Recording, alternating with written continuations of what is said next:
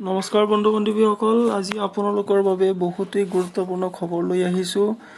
লকডাউনৰ সন্দৰ্ভত বিদ্যালয় মহাবিদ্যালয় যিহেতু বন্ধ হৈ আছে, এই সন্দৰ্ভত অসম চৰকাৰে কেইটামান নিয়ম দি পেলাই আকৌ পুনৰ 1 ছেপ্টেম্বৰৰ পৰা স্কুল কলেজ খোলাৰ ব্যৱস্থা কৰি আছে। গতিকে ভিডিঅ'টো শেষলৈকে চাই থাকিব আৰু আপুনি যদি চেনেলটোত নতুন আছে তেন্তে চেনেলটো ছাবস্ক্ৰাইব কৰি দিব। এই মুহূৰ্তৰ প্ৰথম খবৰটোৱেই দিবলৈ ওলাইছোঁ আপোনালোকক। ছেপ্টেম্বৰৰ পৰা বিদ্যালয় খোলাৰ যোজা, বিদ্যালয়ত পাঠদান ৰাজ্য চৰকাৰৰ পৰামৰ্শ বিচাৰিলে কেন্দ্ৰই। অহা ছেপ্টেম্বৰ মাহৰ পৰা শিক্ষানুষ্ঠান পুনৰ মুকলি কৰাক লৈ ৰাজ্য চৰকাৰসমূহৰ পৰা মতামত বিচাৰিছে কেন্দ্ৰই। এক স্বাস্থ্যসন্মত পৰিৱেশত 1 ছেপ্টেম্বৰৰ পৰা পৰীক্ষামূলকভাৱে শিক্ষানুষ্ঠানসমূহত পাঠদান আৰম্ভ কৰাৰ চিন্তা চৰ্চা কৰিছে কেন্দ্ৰীয় মানৱ সম্পদ উন্নয়ন মন্ত্ৰালয়ে।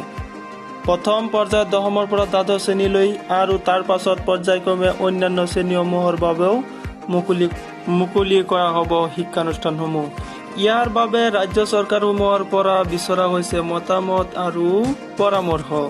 শেহতীয়াকৈ কেন্দ্ৰীয় স্বাস্থ্যমন্ত্ৰী হৰ্ষ বৰ্ধনৰ নেতৃত্বত অনুষ্ঠিত মন্ত্ৰী গোটৰ বৈঠকত শিক্ষানুষ্ঠান পুনৰ মুকলি কৰা সন্দৰ্ভত দীঘলীয়া আলোচনা কৰা হয়। কিন্তু এই সন্দৰ্ভত চূড়ান্ত সিদ্ধান্ত লোৱাৰ ক্ষমতা ৰাজ্য চৰকাৰসমূহৰ হাততে অৰ্পণ কৰিব বিচৰা হৈছে। সেইবাবে গাইডলাইন প্ৰস্তুতৰ পূৰ্বে ৰাজ্য চৰকাৰৰ পৰা বিস্তাৰিত মতামত বিচাৰিছে কেন্দ্ৰই। কেন্দ্ৰীয় চৰকাৰৰ পৰিকল্পনা অনুসৰি প্ৰথম পৰ্যায়ত 10ম, 11 আৰু দ্বাদশ শ্ৰেণীৰ পাঠদান আৰম্ভ কৰা হ'ব। প্ৰতিটো শ্ৰেণীকে কেইবাটাও শাখাত ভাগ কৰি লোৱা হ'ব। তাৰ পাছত 2টা শ্বিফ্টত ছাত্ৰ-ছাত্ৰীসকলক পাঠদান কৰা হ'ব। এই ক্ষেত্ৰত পুৱা 8 বজাৰ পৰা 11 বজা পৰ্যন্ত এটা শ্বিফ্ট আৰু দুপৰীয়া 12 বজাৰ পৰা 3 বজালৈ আনটো শ্বিফ্টৰ পাঠদান হ'ব। বিৰতিৰ সময়ছোৱাত শ্ৰেণীকোঠাসমূহ ছেনিটাইজ কৰা হ'ব। এই পৰিকল্পনা যদি সফল হয় তেনেহ'লে দ্বিতীয় পৰ্যায়ত 6ষ্ঠ, 7ম, 8ম আৰু 9ম শ্ৰেণীৰো পাঠদান আৰম্ভ কৰা হ'ব।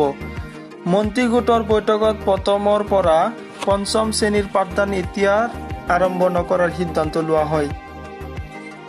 অসম চৰকাৰে উপযুক্ত স্বাস্থ্যবিধি মানি ছেপ্টেম্বৰৰ পৰা পাঠদান আৰম্ভ কৰাৰ পক্ষত মতামত দিয়াৰ বিপৰীতে পশ্চিমবংগ চৰকাৰে অহা 5 ছেপ্টেম্বৰৰ শিক্ষক দিৱসৰ লগত সংগতি ৰাখি শিক্ষানুষ্ঠান পুনৰ মুকলি কৰাৰ যোজা চলাইছে।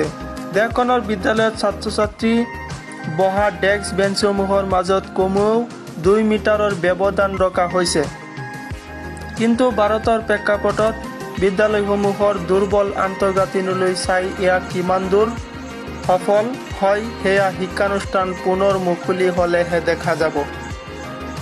আনহাতে বিশ্বৰ ভিতৰত শিক্ষা ক্ষেত্ৰত অগ্ৰণী দেশ হিচাপে পৰিচিত ডেনমাৰ্কত বন্ধ কোঠাত ব্লেকবৰ্ড ব্যৱহাৰ কৰাৰ পৰিৱৰ্তে মুকলি খেলপথাৰত বিকল্প পদ্ধতিৰে পাঠদান আৰম্ভ কৰা হৈছে। উল্লেখ্য যে ৰাজ্য চৰকাৰে ইয়াৰ পূৰ্বে অহা 1 ছেপ্টেম্বৰৰ পৰা শিক্ষানুষ্ঠান পুনৰ মুকলি কৰাৰ লক্ষ্যৰে প্ৰস্তাৱিত নিৰ্দেশনা জাৰি কৰিছে। এই নিৰ্দেশনা সন্দৰ্ভত অহা 20 আগষ্টৰ পৰা অভিভাৱক তথা অন্যান্য লোকৰ পৰা মতামত বিচৰা হৈছে।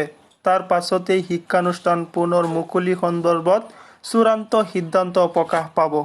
গতিকে বন্ধু বান্ধৱীসকল, যদি ভিডিঅ'টো ভাল পাইছা তেন্তে ভিডিঅ'টোত এটা লাইক দিবা আৰু যদি তুমি চেনেলটোত নতুন আছা তেন্তে চেনেলটো ছাবস্ক্ৰাইব কৰি ল'বা আৰু কাষত থকা বেল আইকনটো প্ৰেছ কৰি ল'বা যাতে ভিডিঅ' আপলোড কৰোঁতে তুমি আগতীয়াকৈ নটিফিকেশ্যন পোৱা।